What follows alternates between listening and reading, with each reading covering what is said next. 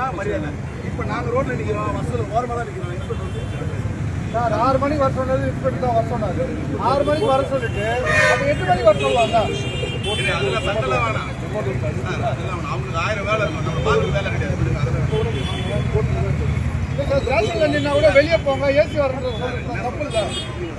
நாங்கள் வந்து நின்று சார் பெரிய திட்டம் எங்கே சார் நீங்கள் ரோட்டில்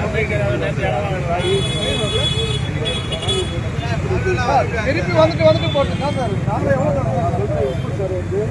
நீங்கள் போங்க சார், நாங்கள் உட்காந்து நாங்கள் ஒரு 10 பேரை வரோம் சார், வந்து உட்காந்து பேசுவோம். நீங்கள் ரெஸ்ட் எடுங்க, போங்க. பின்னாடி வட சென்னையில் ரொம்ப முக்கியமான சிலை இந்த சிலை. எங்களுக்கு நார்த் மெட்ராஸ் முதல் சிலை இந்த சிலை தான். ஏறக்குறைய ஒரு 35 ஆண்டு காலமாக அந்த சிலை இருக்குது. எங்களுடைய விடியலினுடைய அடையாளம் இந்த சிலை. இன்னைக்கு வரைக்கும் வட சென்னையில் எங்களுக்கான அடையாளமாக நிற்கிறது இந்த சிலை ஒன்று தான். இங்கே இருக்க எல்லாருக்குமான இடமா இந்த சிலை இருக்குது. எல்லாத்துக்குமான இடமா இந்த சிலை இருக்குது. எங்களுடைய ஆர்ப்பாட்டங்களாக இருக்கட்டும், எங்களுடைய பொது பிரச்சனைகளாக இருக்கட்டும், எதாவது இதுக்கு முன்னாடி தான் நின்று நாங்கள் செய்வோம். ஐயா சிலைக்கு முன்னாடி தான். இப்போ இந்த எவரடி கம்பெனியை தனியாருக்கு ஒருத்தர் ஒரு ஒரு பெரிய முதலாளிக்கு வித்துட்டாங்க. அந்த முதலாளி கடை கட்டுறாரு பின்னாடி. நாங்கள் ஹைவே டிபார்ட்மெண்ட்லேருந்து கவர்மெண்ட்லேருந்து எல்லா பர்மிஷனும் வாங்கி இந்த சிலையை முறையாக பராமரிச்சுக்கிட்டு இன்னைக்கு 35 ஆண்டுகளாக நாங்கள் வரோம்.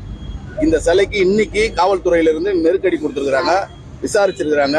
விசாரணை தவறாக இருந்ததுனால நாங்கள் இன்னைக்கு கேட்டதுக்கு அவங்க சரியான பதிலை கொடுத்துட்டாங்க. இன்னைக்கு அந்த பதில் பிரகாரம் நாளைக்கு எங்கள் சைட்ல இருந்து ஒரு லெட்டர் கொடுத்துட்டு அடுத்த வேலையை நாங்கள் ஆரம்பிக்க போகிறோம்.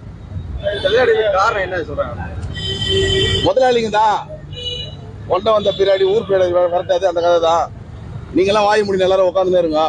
வரவும் அடிச்சுனே இருப்பான் முதலாளிங்களாம், நம்மள வாங்கிட்டு தான் இருக்கணும் உட்காந்துன்னு.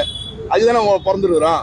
சொந்த மண்ணில் அடிமையாக வரணும்ல, இன்னும் அடிப்பானுங்க, நம்ம இன்னும் எல்லா வேலையும் செய்வானுங்க.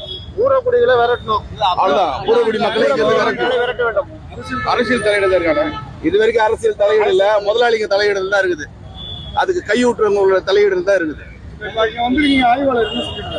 அவர் முறையா நாளைக்கு காலைல எங்களுக்கு லெட்டர் கொடுங்க, எங்க சைட்ல இருந்து சிலைக்கு எந்த ஆபத்தும் வந்துடக்கூடாது, அதனால நீங்க ஒரு லெட்டர் கொடுங்கன்னு ஆய்வாளர் சொல்லிட்டு போயிருக்காரு. அவ்வளவுதான். வேற ஏதாவது சப்போஸ் அனுமதி இல்லைன்னா வேற போராட்டங்கள் பண்ண ஏதாவது முதலாளிகள் சிலைக்கு முன்னாடி ஏதாவது வேலை செஞ்சாலோ இடிச்சாலோ ஒட்டுமொத்த நார்த் மெட்ராஸ் இருக்கிற கூடி வாழ்ற இந்த மக்களை அத்தனை பேரையும் ஒருங்கிணைச்சு நாங்க உட்காருவோம், கடுமையான போராட்டம் பண்ணுவோம். இல்ல இப்ப முதல்ல காம்பவுண்ட் சுவர் கட்டாதன்னு சொல்றாங்க, அதுக்கப்புறம் சிலையை அகற்றுன்னு சொல்லுவாங்க. அவ்வளவுதான். ஆரம்ப பொறுப்பையா தான் வரும். கடுமையான போராட்டம் பண்ணுவோம்.